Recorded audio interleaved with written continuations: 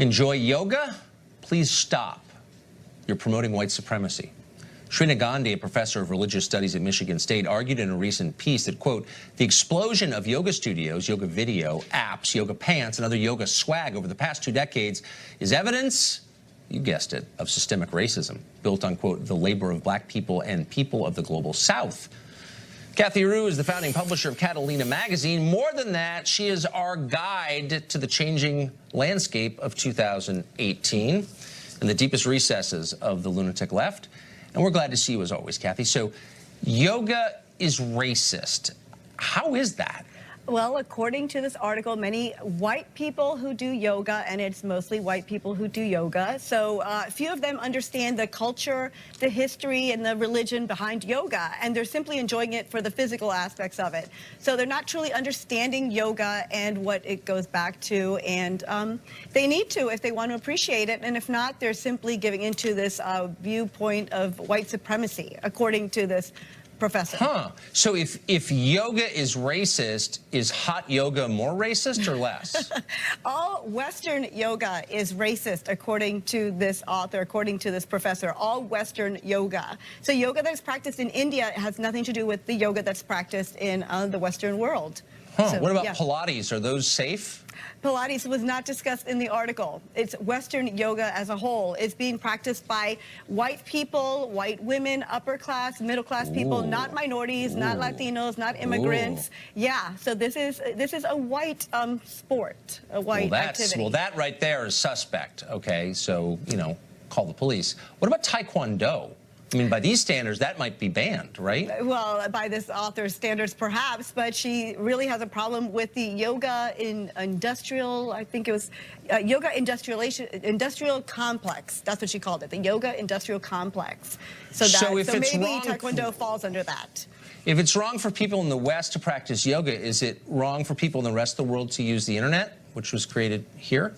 Part of our cultural legacy? Well, I think we understand the culture of the internet, and it doesn't go back to the British colonizing India and what the Indians had to do to introduce them to yoga and show them that their culture was actually intelligent, and that was part of the yoga movement, and that's how it came to the United States in the 19th and 20th centuries. So, yeah, so the internet would not follow The internet this. would not. No, what no. about, like, democracy? I mean, that was invented by the Greeks in the West, right. Basis of Western civilization. No, then again, no. Yoga was a way for the Indians to show their colonizers that they were intelligent and that they had this wonderful... Where do you read your history? It's totally wrong. Yoga predates the British by quite a bit. Okay, but so I just wanted to be interested. How many people who are into yoga in the United States do you think voted for Donald Trump?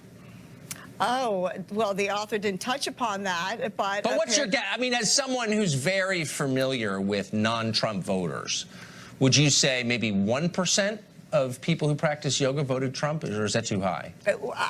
According to the author, many middle and upper class white women practice yoga. So those people who fit into that category and are Trump supporters voted for Trump. So are you struck by the fact that that series of descriptors, upper middle class, white, like that's kind of the whole argument on the left now. So anything that has those words attached is just bad just because, and anything that doesn't is superior to that. Yeah, according to this article, those are the people who practice yoga and do not understand immigrants and minorities and what they're going through, and perhaps have more privilege and are able to experience yoga and other things that other groups cannot experience. So last question, if in a multicultural society, which we live in, and I'm for the basic principle, which is there are cool things about other cultures and you should enjoy them. When do the rules change? So we live in a multicultural society, but you're not allowed to enjoy cool things from other cultures, or if you do, you have to feel guilty about it.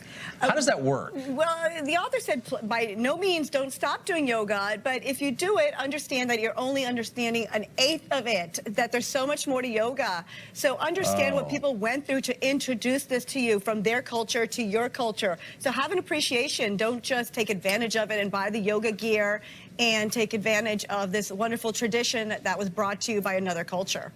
Interesting. Yeah. I mean, I haven't tested it, but I suspect downward dog is harder to enjoy if you're hating yourself while you do it, wouldn't you think? I don't think anyone would hate themselves. They would just know more That's the about point, it. of They should know course. more about downward More dog. self-loathing. Kathy, it's great to see you as always. You really are our Sherpa, and we appreciate it. Sorry, Sherpa, different culture.